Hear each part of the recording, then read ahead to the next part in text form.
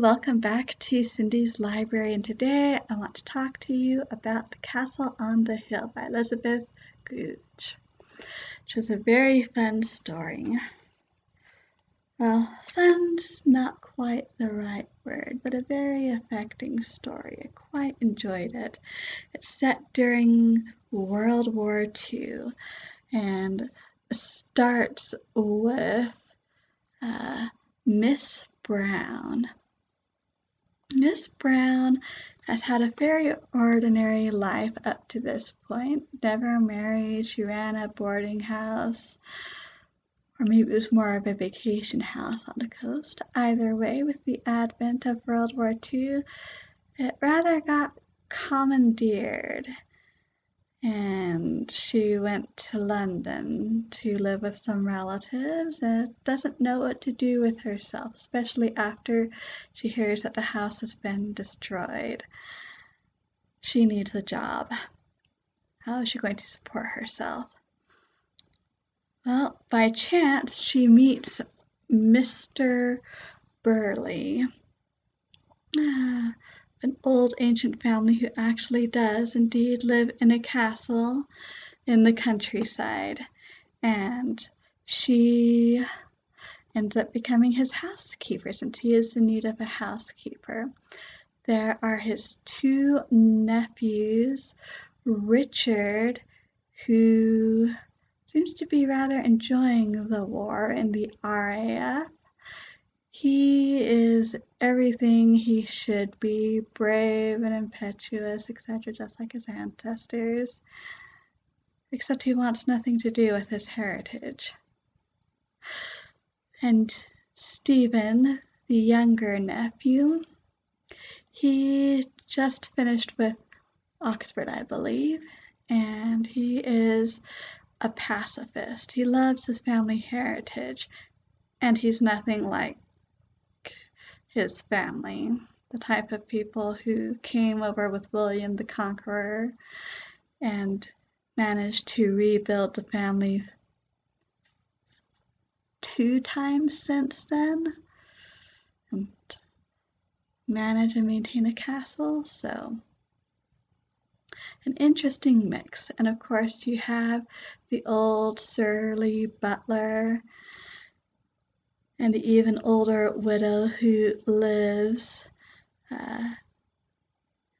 in the Hunter's Lodge, I believe it is, since that was the gamekeeper's lodge. That's right, that was what her husband did once upon a time, and she's lived there ever since. Who loves the history of the castle as much as any of the Burleys and gives tours of it. And Mr. Isaacson, a Jew who actually was born in Britain, wandered the continent as a musician, and actually is quite good, though not quite good enough.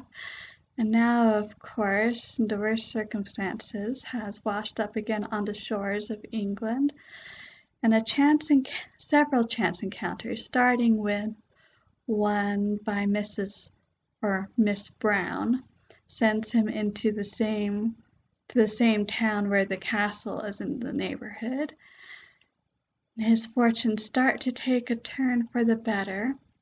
And there's also the two little girls, Moppet and Poppet, who get sent to the castle because of the Blitz, and they are quite endearing.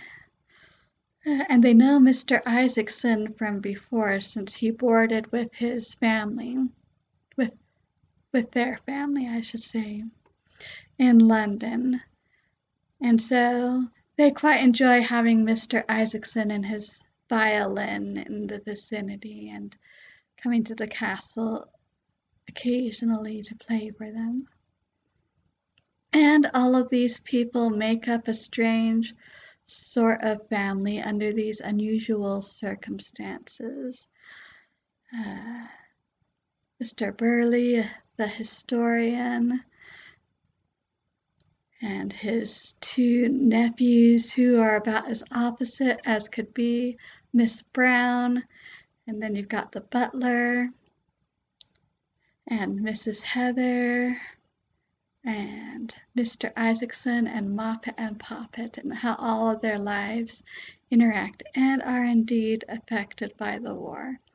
They are out in the country, and so they are safer than in London, but this is the Blitz. No place is completely safe, sadly.